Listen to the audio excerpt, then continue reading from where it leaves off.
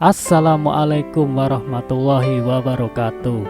Selamat datang di channel Mutiara Kehidupan, channel yang menyajikan kisah-kisah menarik dan juga menginspirasi. Kali ini kami akan membawakan sebuah cerita yang berjudul Dokter cantik ini 32 kali ditolak saat dijodohkan. Ternyata ini yang membuat para pria terkejut dan undur diri. Orangnya cantik dan lembut, sesuai dengan namanya jelita. Wanita cantik bisa dihitung dengan jari di daerah tempat tinggalnya. Setiap pria yang melihatnya akan berdesir seketika dan merona merah. Dia bukan saja ayu, tapi juga seorang wanita yang energik, ramah, dan lembut. Jelita adalah seorang dokter yang bekerja di sebuah rumah sakit. Ia adalah lulusan dari universitas setempat yang terkenal. Dengan syarat yang dimilikinya itu, seharusnya dia bisa dengan mudah mendapatkan pasangan yang disukainya, bukan?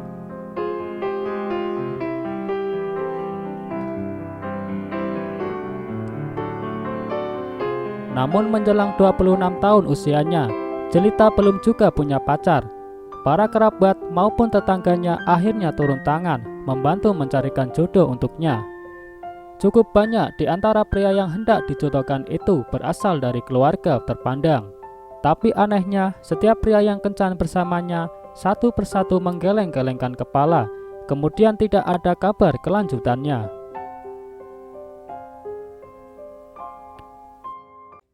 Tetangganya yang berniat baik itu pun dibuat bingung, kemudian bertanya pada Jelita apa yang terjadi. Awalnya Jelita hanya tersenyum sambil menggelengkan kepalanya, mengatakan tidak ada yang cocok. Namun karena semakin banyak pertanyaan dan Jelita juga sulit menghindarinya, akhirnya dia pun menceritakan tentang syarat yang diajukan.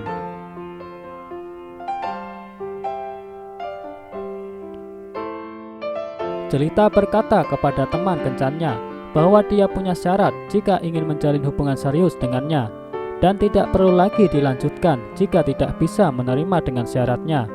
Adapun syarat yang diajukan Jelita adalah harus bisa menerimanya berikut 6 anaknya, dan ke-6 anaknya harus ikut bersamanya setelah menikah.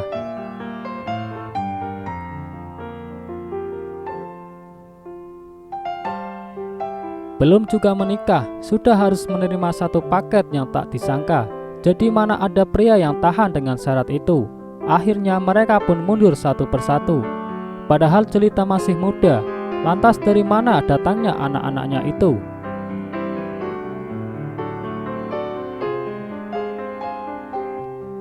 Ternyata Jelita berasal dari keluarga petani yang miskin. Tapi dia beruntung bertemu dengan seorang tante yang baik hati. Sang tante membiayai kuliahnya hingga lulus, berikut biaya hidup sehari-hari selama kuliah.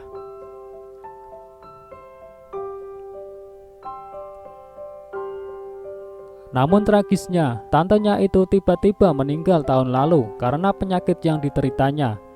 Sementara suami tantenya menyerahkan anak-anaknya ke orang tua tantenya.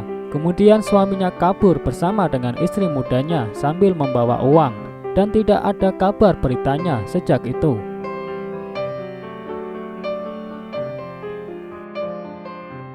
Sementara itu, orang tua tantenya juga sudah tua dan sakit-sakitan, tidak mampu merawat anak-anaknya. Pasangan tua itu hanya bisa menangis setiap hari, menanggung derita hidup seperti itu. Setelah mengetahui hal itu, Jelita pun tanpa banyak pikir lagi, langsung membawa anak-anak tantenya itu tinggal bersamanya dan menjadi guru pembimbing mereka.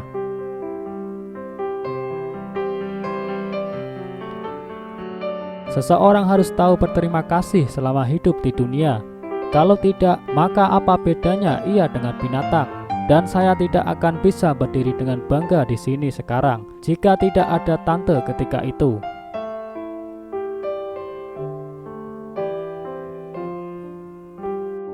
Saya akan membantu merawat dan menyekolahkan anak-anaknya sampai lulus. Meski karena itu, saya harus mempertaruhkan kebahagiaan saya tidak menikah seumur hidup. Tapi yang jelas saya harus membesarkan anak-anaknya, kata Jelita.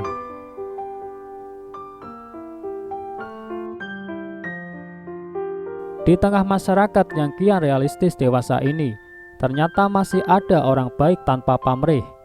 Dan yakin Jelita pasti akan menemukan sesosok pria baik yang menjadi jodohnya kelak. Semoga.